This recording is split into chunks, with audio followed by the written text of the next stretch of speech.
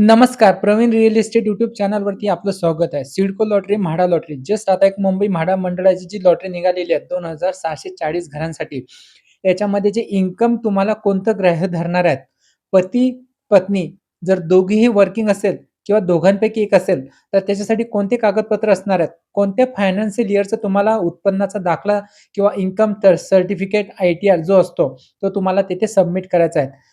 ही सर्व माहिती आपण या व्हिडिओमध्ये पाहणार आहोत. चॅनलवर तुम्ही पहिल्यांदा असाल चॅनलला सबस्क्राईब करा, व्हिडिओला लाईक करा म्हणजे असंच तुम्हाला सिडको लॉटरी, म्हाडा लॉटरीचे जे हेल्पफुल व्हिडिओ आहेत, त्याची माहिती तुम्हाला YouTube चॅनलवरती मिळत असते.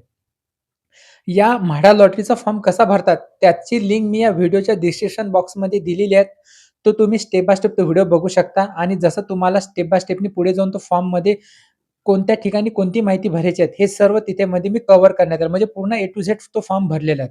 मुंबई मंडळाचा फॉर्म असो, कोकण, पुणे मंडळ, कोणत्याही मंडळाचा फॉर्म असो, म्हाडाचा फॉर्म हा एकच असतो. फक्त तिथे तुम्हाला लोकेशन चेंज करावे लागत असतात.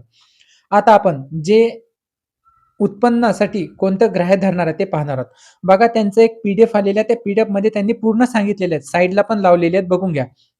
दिनांक 1 एप्रिल 2024 ते 31/3/2025 या कालावधीतील अर्जदाराचे वार्षिक कौटुंबिक उत्पन्न विविध उत्पन्न गटासाठी खालील दर्शवलेले आहेत.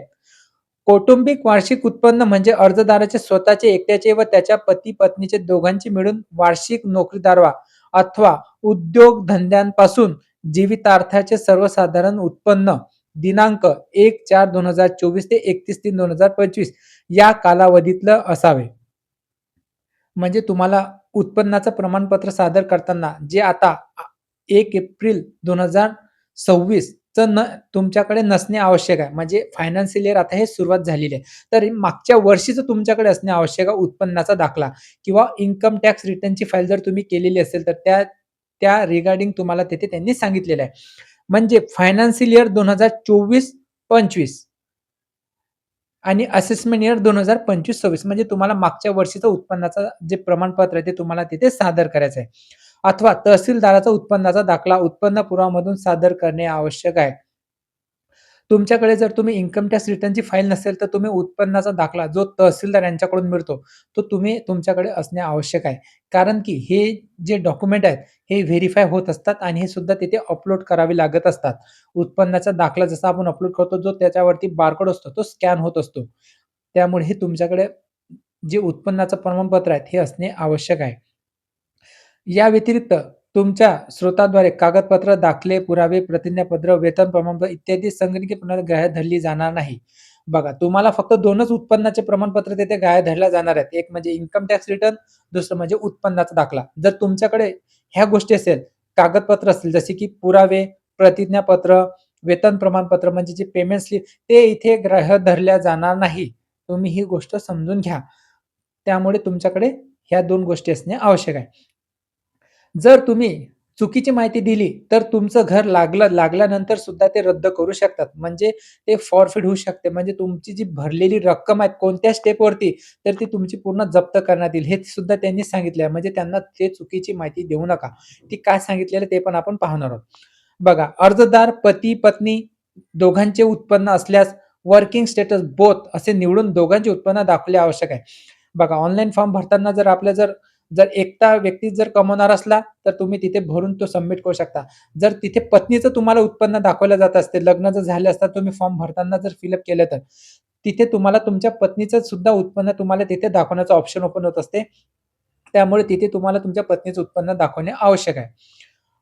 या अनुषंगाने संगणकीय प्रणालीमध्ये आवश्यक ते पुरावे अपलोड करावेत. अर्ज सादर करताना उत्पन्नाचे पुरावे चुकीचे किंवा दोघांचे उत्पन्न असताना देखील एकाचे उत्पन्न दाखवल्यास असे निदर्शनास आल्यास अर्जदाराचे सदनिका वितरण कोणत्याही टप्प्यावर रद्द करण्यात येईल व अर्जदाराने भरलेली रक्कम समपहरण करून सदनिका मंडळाच्या ताब्यात घेऊन कायदेशीर कारवाई करण्यात येईल.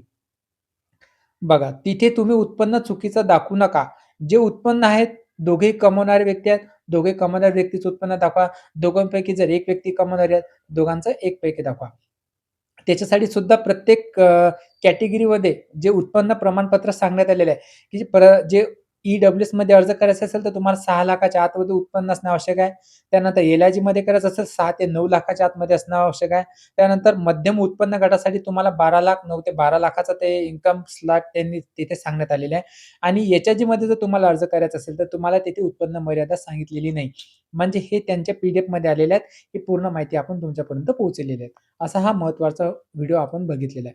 व्हिडिओ बघितल्यानंतर तुमच्या मनामध्ये जर आणखी काही प्रश्न निर्माण झाले असतील, तर निश्चित हमखास कमेंट करा. आपण त्या कमेंटला उत्तर देऊ. भेटू असा आणखी महत्त्वपूर्ण व्हिडिओ. आज जास्तीत जास्त ज्यांना या लॉटरीबद्दल माहिती नसेल त्यांच्यापर्यंत पोहोचवा, असंच आपल्याला सांगण्यात येते. व्हिडिओ आवडला असेल तर व्हिडिओला लाईक करा, चॅनलला सबस्क्राईब करा. भेटू नेक्स्ट व्हिडिओमध्ये म्हाडाच्या आणखी एक टॉपिक घेऊन तोपर्यंत विश्रांती घेतो. धन्यवाद.